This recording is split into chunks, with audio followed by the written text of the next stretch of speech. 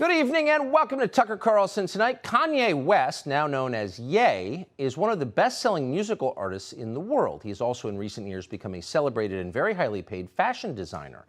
And of course, for a decade, he was well known to TV audiences as an in-law of the Kardashian family. But it's West's latest incarnation as a kind of Christian evangelist that brought us to his office in Los Angeles today for the interview you're about to see. Days ago, during Fashion Week in Paris, West, accompanied by his friend Candace Owens, unveiled a T-shirt that read simply, "White Lives Matter." The response from the fashion industry and international media was instantaneous and uniform. Shock, horror, rage. "There is no excuse for this," thundered the New York Times. "West is legitimizing extremism," shrieked Rolling Stone, etc., etc. What was strikingly missing from the coverage, however, was any explanation for why West did this. What was the T-shirt about? No one seemed to think to ask him, much less to listen to what he had to say. Instead, the enemies of his ideas dismissed West, as they have for years, as mentally ill. Too crazy to take seriously. Look away, ignore him. He's a mental patient. There's nothing to see here. But is West crazy? You can judge for yourself as you watch what we're about to show you. He has his own ideas, we can say that. Creative people tend to. That's why they're artists, not actuaries. His free-form social media posts give the impression of a man channeling his rawest emotions right onto Instagram.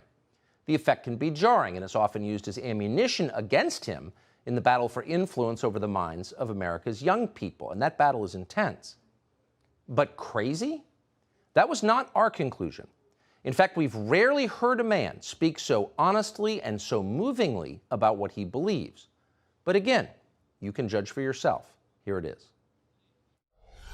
So you just came from Paris Fashion Week. You just landed, and you have a lanyard still on from it, and there's a photograph on it. What is that? It's a photograph of a baby's ultrasound. Why is that? And that you designed that? Yes. Why? What does that mean? It just represents life. I'm pro-life.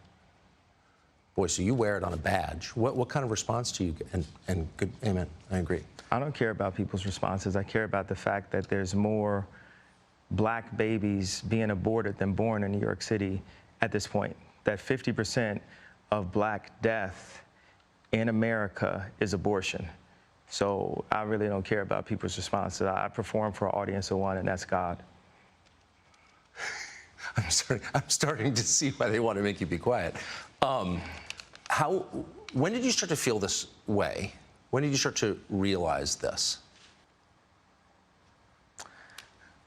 I really felt like, I think I started to really feel this need to express myself on another level when Trump was running for office, and I liked him. Yes. And every single person in Hollywood, from my ex-wife to my mother-in-law to my manager at that time to, you know, my so-called friends / handlers around me, told me, like, if I said that I liked Trump, that my career would be over, that my life would be over.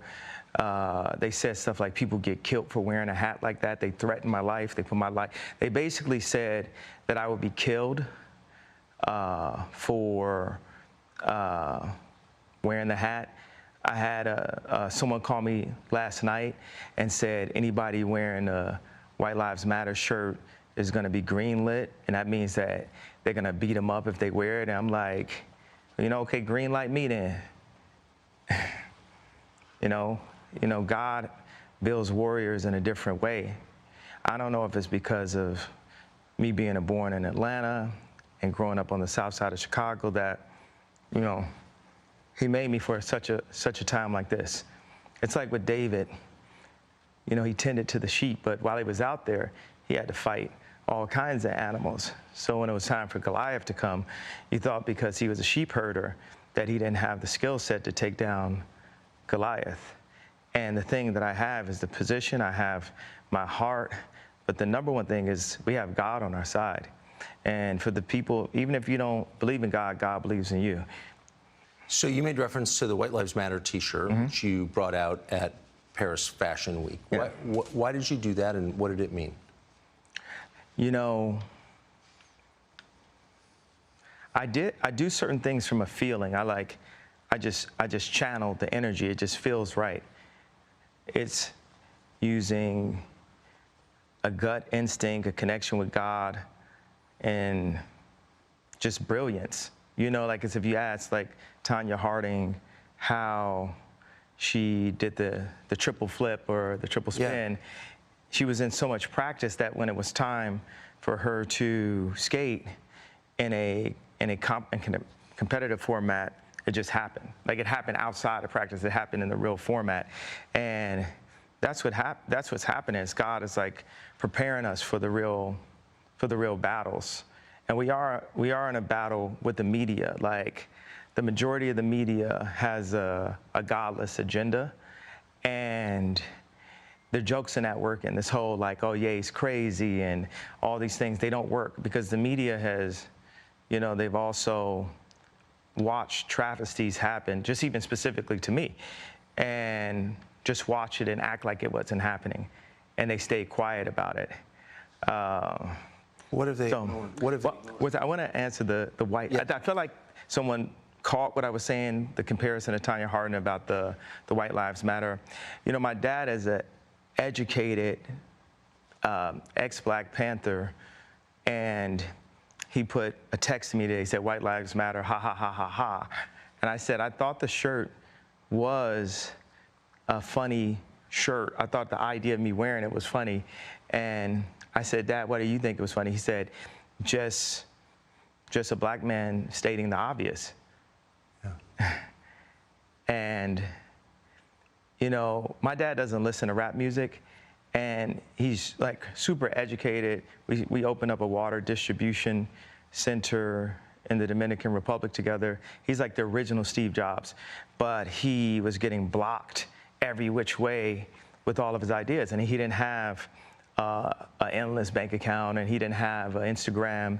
So all these ideas, he had to like take them back and compress them. Like my dad is the most brilliant person that I know, and we actually have a strained relationship because I was taken from him because my mom was an actress, so she was a liberal. And my dad would see certain things and say, you know, we should do it this way, we should do it that way. And the people got around my mom and pulled her away, much like, you know, Kim is a Christian, but she has people who want her to go to Interview magazine and put her ass out while she's a 40-something-year-old multi-billionaire with 4 Black children. And this is how fashion wants to, how they want to present her. So I know you give these questions, and I give you like these 3-part answers. Is this a cool format for you? Yeah, I love it. Okay, cool. And I am following it. All right. So you said that your father said when he saw the shirt "White Lives Matter," it's great to see a Black man stating the obvious. So, by which I think you meant that's obviously true. Yeah, that's my favorite response, because I kept on thinking, like, you know, people, they're looking for an explanation, and people say, well, as an artist, you don't have to give an explanation, but as a leader, you do. Yes, I think that's right. So the answer to why I wrote "White Lives Matter" on a shirt is because they do. It's the obvious thing. Yeah. Why do you think that's so, and I assume the implication is, of course, all lives matter because they're lives, because God created them. Yeah. Why do you think that that would be considered controversial?